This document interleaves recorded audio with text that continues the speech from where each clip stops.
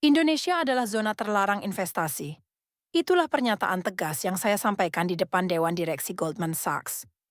Saya adalah David Martinez, analis investasi pasar negara berkembang dengan pengalaman 15 tahun di Wall Street. Di laporan investasi Asia semester pertama tahun 2024, saya menempatkan Indonesia di peringkat terbawah. Alasannya jelas, indeks korupsi tinggi, ketidakstabilan politik, dan yang paling fatal adalah ketidakefisienan sistem. Namun 6 bulan kemudian saya menyadari bahwa itulah kesalahan terbesar dalam hidup saya. Dan kini seluruh dunia mendengarkan cerita saya. Saya lulusan Harvard Business School. Karier dimulai di JP Morgan, lalu menjadi kepala analis tim investasi Asia di Goldman Sachs.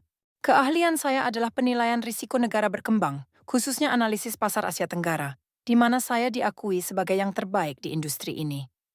Pandangan saya terhadap Indonesia sangat jelas. Pasar raksasa dengan 270 juta penduduk, tapi terlalu berisiko untuk investasi. Di laporan semester pertama 2024, Indonesia menduduki peringkat terbawah daya tarik investasi. Buktinya sangat kuat. Indeks persepsi korupsi hanya 34 poin, peringkat 64 dunia. Indeks efisiensi pemerintah di bawah rata-rata ASEAN. Yang paling parah adalah kerumitan prosedur bisnis yang luar biasa. Untuk mendirikan perusahaan di Indonesia butuh rata-rata 16 hari. Di Singapura hanya butuh sehari. Begitu saya selalu menekankan kepada klien. Faktanya, dalam Ease of Doing Business Index Bank Dunia, Indonesia hanya berada di peringkat 73. Lalu, perusahaan menugaskan saya melakukan due diligence langsung ke Indonesia. Pergi ke sana, periksa langsung, dan buatlah rekomendasi investasi final. Saya sudah memutuskan sejak awal. Rencana saya berkeliling selama beberapa hari, lalu pulang dan menulis laporan seperti yang sudah diduga. September 2024, saya tiba di Bandara Internasional Soekarno-Hatta, Jakarta. Sejak di bandara, saya ingin membuktikan prasangka saya benar. Seberapa rumit prosedur imigrasi, seberapa parah penipuan sopir taksi, seberapa macet lalu lintas. Tapi yang terjadi sangat aneh, proses imigrasi luar biasa cepat. Sistem visa elektronik on arrival bekerja dengan mulus, tidak sampai 5 menit selesai.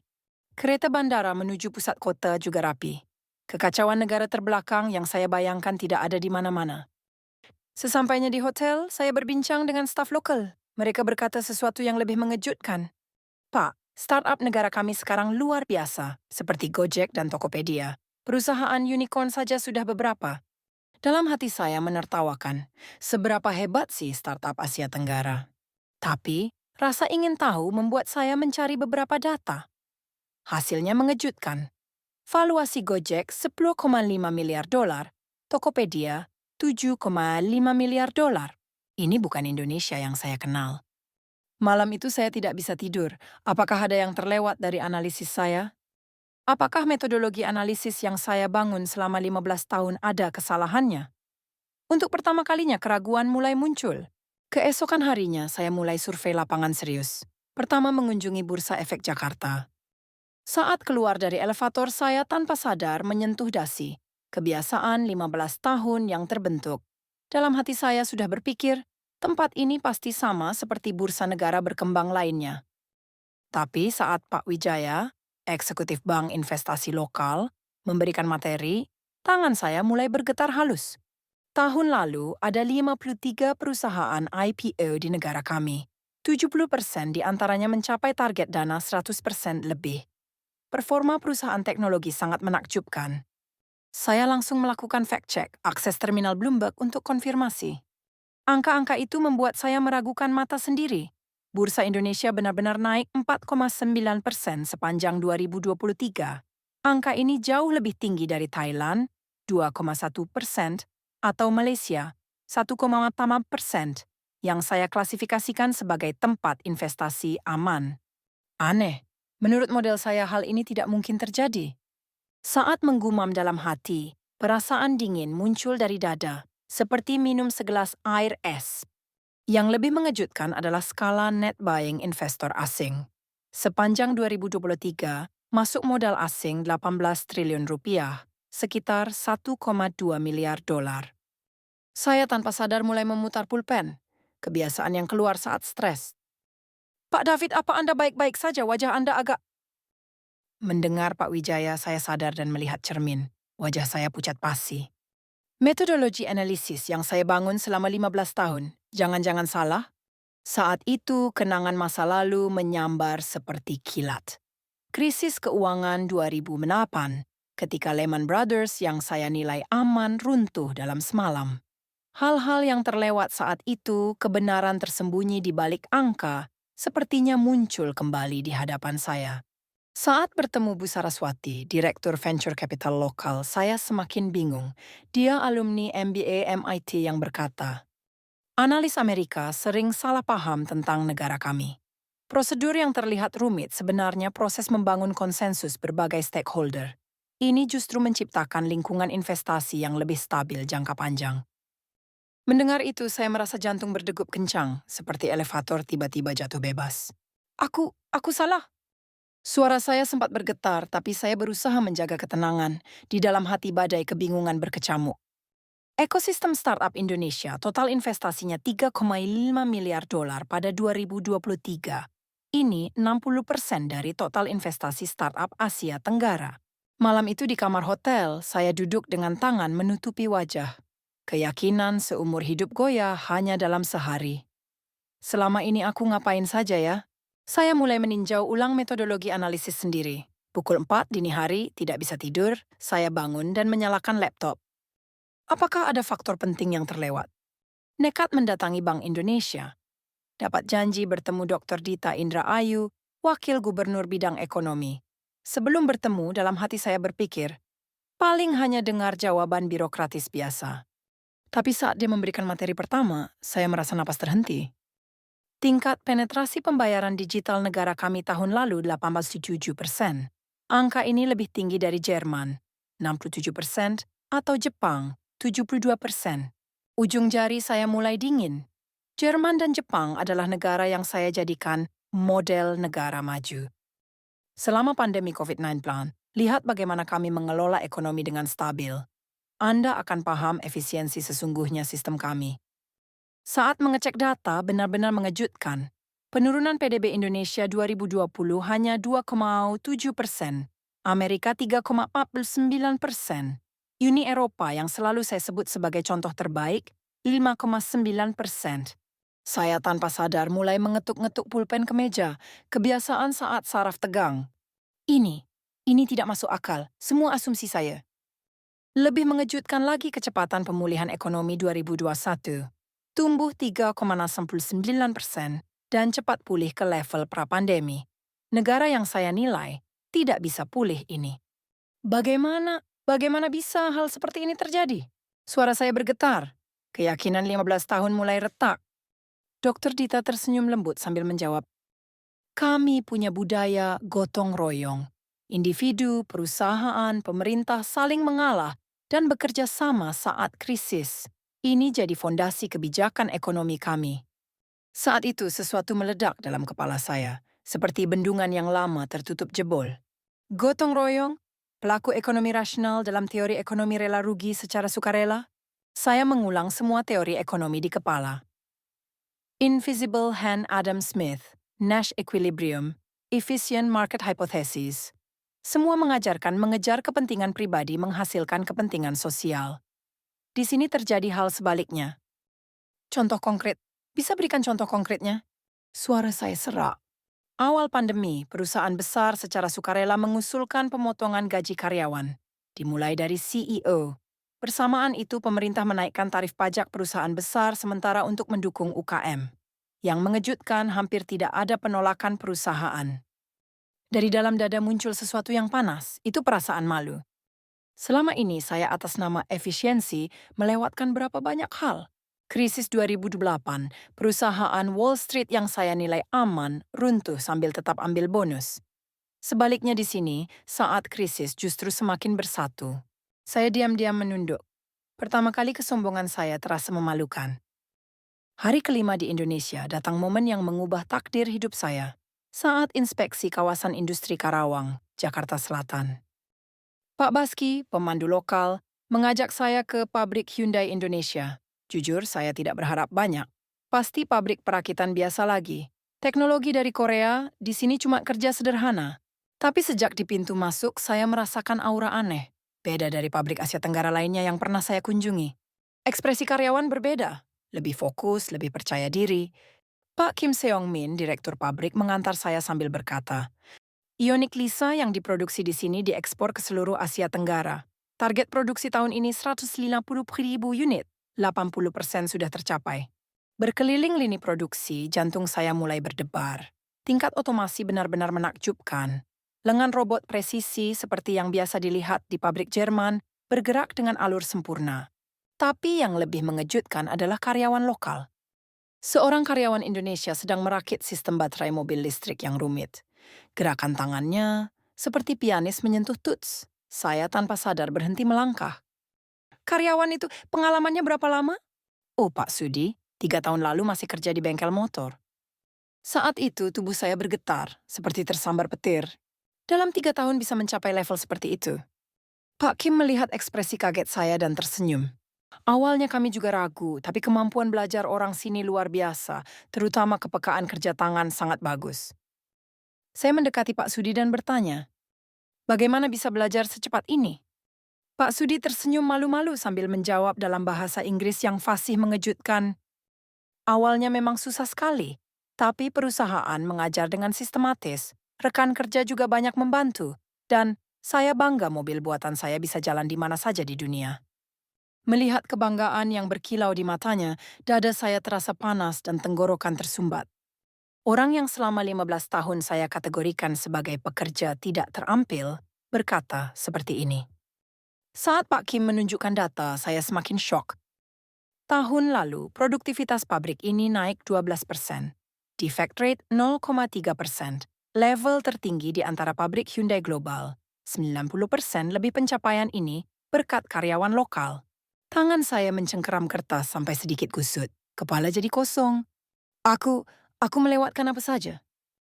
Tiba-tiba dari belakang ada yang berkata, analis dari Amerika ya? Ada yang mau saya tanya.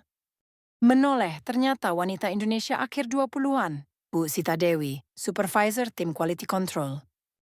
Pabrik Amerika bagaimana? Jauh lebih maju dari kita? Saya terdiam sejenak. Ingin jujur. Sebenarnya, beberapa pabrik Amerika yang saya kunjungi tidak seimpresif di sini.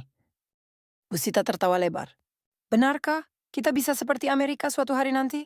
Saat itu sesuatu meledak dalam dada saya. Emosi panas naik ke tenggorokan, mata terasa panas. Seperti Amerika, sudah cukup. Bahkan di beberapa aspek lebih baik. Saya sadar betapa kosongnya superioritas negara maju yang selama ini saya yakini. Orang-orang di sini bahkan tidak tahu mereka sudah level terbaik dunia. Tetap rendah hati berusaha lebih baik. 15 tahun karir saya runtuh seketika. Tapi anehnya saat runtuh sesuatu yang baru juga terbentuk. Malam itu di kamar hotel saya menangis untuk pertama kali. Air mata campuran malu dan haru. Malam itu saya tidak bisa tidur sampai pukul 4 dini hari. Kepala kacau. Memandang pemandangan malam Jakarta dari jendela, tanpa sadar jari saya mengetuk-ngetuk meja. Tok, tok, tok. Seperti suara detak jantung. Selama 15 tahun aku ngapain saja? Bangun dari tempat tidur, buka laptop. Kali ini analisis ulang data berdasarkan indikator performa nyata, bukan indikator tradisional. Jari bergerak cepat di keyboard, seperti detektif mencari petunjuk penting. Syok pertama, ROI sesungguhnya Indonesia 18,5%. Rata-rata perusahaan global yang investasi di Indonesia 2020-2023. Vietnam yang saya kategorikan aman hanya 12,3%, Thailand 9,7%. Tangan saya mulai gemetar. Ini membalik semua analisis saya. Syok kedua lebih besar. Data survival rate. Tingkat kelangsungan hidup perusahaan asing di Indonesia 78% setelah 5 tahun. Jauh di atas rata-rata Asia Tenggara 61%. Saya bersandar di kursi menatap langit-langit. Dada sesak. Seperti menyadari kacamata yang 15 tahun saya pakai, ternyata minusnya salah. Kenapa? Kenapa bisa begini? Pagi berikutnya, saya mendatangi Profesor Dr. Ratnasari, ekonom Universitas Jakarta. Dia meraih PhD dari Harvard dan menjawab pertanyaan saya. Pak David, kekuatan terbesar Indonesia adalah daya adaptasi. Dia menunjuk peta Indonesia di dinding. Kami negara 9 Ujima 18 pulau. 300 lebih suku, 700 lebih bahasa hidup berdampingan. Di lingkungan seperti ini, kemampuan negosiasi, kompromi, dan pemecahan masalah fleksibel berkembang alami. Mendengar itu, semua potongan puzzle dalam kepala saya tersusun, seperti harmoni terakhir simfoni yang sempurna. Profesor, kalau begitu, suara saya bergetar karena excited. Alasan perusahaan Indonesia bertahan tinggi meski krisis ekonomi global adalah tepat sekali. Mata Profesor Ratna berbinar. Kita terbiasa menghadapi ketidakpastian sejak lahir. Di lingkungan yang bisa diprediksi, negara lain mungkin lebih efisien. Tapi di situasi berubah cepat dan kompleks, kita justru lebih unggul. Masa lalu saya berkilas panorama. Krisis keuangan 2008, COVID-19 2020, inflasi 2022. Setiap kali perusahaan barat yang saya nilai aman ambruk. Indonesia yang saya kategorikan berbahaya justru bertahan elastis. Saya menepuk lutut. Yang saya lewatkan ternyata ini. Profesor Ratna tersenyum. Model analisis barat dibuat berdasarkan efisiensi dan predictability. Tapi dunia nyata selalu tak terduga, apalagi abad 21 semakin begitu. Saat itu, dari dalam dada saya merasakan emosi panas menyembur, perasaan kompleks campur malu dan haru. Profesor, 15 tahun saya jalan di jalur yang salah total. Suara saya serak, mata terasa panas. Bukan salah, Pak David. Tidak lengkap saja. Sekarang sadar ketidaklengkapan itu bisa jadi lebih lengkap. Dengar kata-katanya, saya tidak bisa menahan lagi. 15 tahun emosi tertahan meledak bersamaan. Saya tutup wajah dengan tangan, bahu bergetar. Analis Amerika 40 tahun menangis di ruang rapat. Betapa konyolnya. Tapi air mata saat itu paling berharga dalam hidup saya. Kesombongan terbasuh, kerendahan hati baru menempati tempatnya. Profesor Ratna diam-diam memberikan tisu sambil berkata, menangis tidak apa-apa, menghadapi kebenaran selalu menyakitkan. Sore itu saya berjalan sendirian di jalanan Jakarta, jalan yang sama tapi terlihat beda total dari beberapa hari lalu. Sistem lalu lintas yang tampak rumit, teriakan pedagang yang terdengar ribut, sekarang terlihat sebagai sistem kerja sama raksasa. Di tangan saya ada draft laporan analisis baru, judulnya Paradoks Indonesia, Mengapa Indikator Tradisional Gagal. Sekarang benar-benar awal yang baru. Pulang dari Indonesia, saya sudah jadi orang yang beda total. Harus revisi laporan secara menyeluruh. Tapi ini bukan pekerjaan sederhana. Presentasi hasil analisis baru di depan Dewan Direksi, responnya dingin. David, ini kebalikan total dari laporan yang kamu tulis 6 bulan lalu. Klien kita sudah ambil keputusan investasi berdasarkan analisismu. Dan daya adaptasi budaya atau semangat gotong royong yang kamu bilang kan tidak bisa diukur kuantitatif. Bagaimana mempercayai elemen emosional seperti ini dalam analisis investasi? Reaksi yang saya prediksi, tapi tetap membingungkan. Bagaimana menjelaskan pengalaman saya dengan meyakinkan? Masalah lebih besar menanti. Beberapa klien yang membatalkan investasi Indonesia berdasarkan analisis lama, saya mulai protes. Skala peluang investasi yang mereka lewatkan cukup besar. Gara-gara analisis Anda, kami lewatkan kesempatan investasi Gojek. Bagaimana tanggung jawab kerugian ini? Saya terpuruk dalam frustrasi mendalam, merasa menemukan kebenaran tapi menyampaikannya ke orang lain masalah beda. Pandangan perusahaan ke saya pun jadi dingin. Tapi kemudian terjadi plot twist.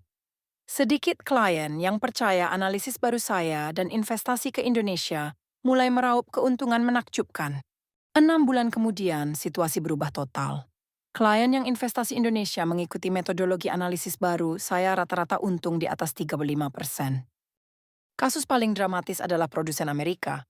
Ikut saran saya membangun base produksi di Indonesia. 18 bulan berhasil balik modal. Berkat daya adaptasi tinggi karyawan lokal dan dukungan aktif pemerintah. Dengan kasus sukses ini, saya kembangkan framework analisis investasi baru. Model yang menggabungkan indikator kuantitatif tradisional dengan indikator kualitatif seperti daya adaptasi budaya, tingkat kepercayaan sosial, kemampuan respons krisis. Akhir 2024, dapat kesempatan presentasi di Asia Investment Forum. Judulnya Paradoks Indonesia, Mengapa Indikator Tradisional Gagal. Sebagai analis investasi 15 tahun, saya hanya percaya angka. Tapi yang saya sadari di Indonesia, peluang investasi sesungguhnya ada dalam cerita manusia di balik angka. Selesai presentasi respons eksplosif, pakar investasi dunia mulai tertarik metodologi saya. Yang lebih penting, beberapa bulan berikutnya investasi asing ke Indonesia melonjak tajam. FDI Indonesia kuartal A Fed 2024 naik 28% dibanding periode yang sama tahun lalu. Saya bukan lagi analis negara berkembang tradisional, saya jadi pionir bidang baru bernama analisis investasi kultural. Semua dimulai dari 6 hari di Indonesia yang menghancurkan kesombongan saya. Indonesia mengajarkan pelajaran paling berharga. Peluang investasi sejati bukan dari sistem sempurna, melainkan dari tekad manusia yang terus adaptasi dan tumbuh, meski dalam ketidaksempurnaan.